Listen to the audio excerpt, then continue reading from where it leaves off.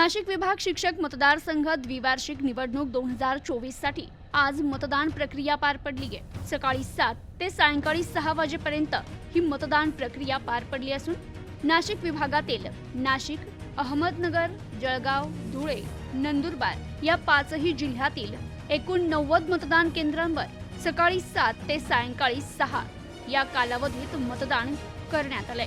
यात नंदुरबार जिल्ह्यात एकूण मतदार 5393, त्यापैकी झालेले मतदान 5184, तर या जिल्ह्यात 96.12% इतकं मतदान झालंय।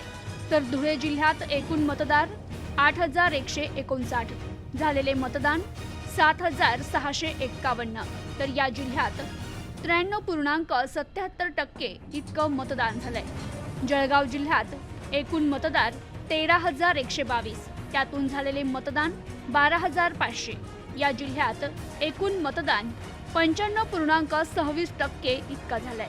तर नाशिक जिल्ह्यामध्ये एकूण मतदार 25302, त्यातून झालेलं मतदान 23184, या जिल्ह्यात 91.63% इतकं मतदान झालंय।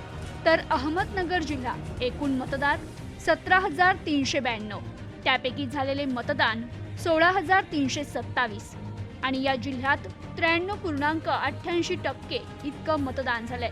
तर एकूणच 5 जिल्ह्यात एकूण मतदार 69368, त्यातून झालेले मतदान 64846, आणि एकूण मतदानाची टक्केवारी 93.48%। नाशिक विभागातून नाशिक विभाग शिक्षक मतदारसंघ निवडणूक 2024 साठी 5 जिल्ह्यातून एकूण 93.48% इतकं मतदान झालंय। Bureau report, news today 24।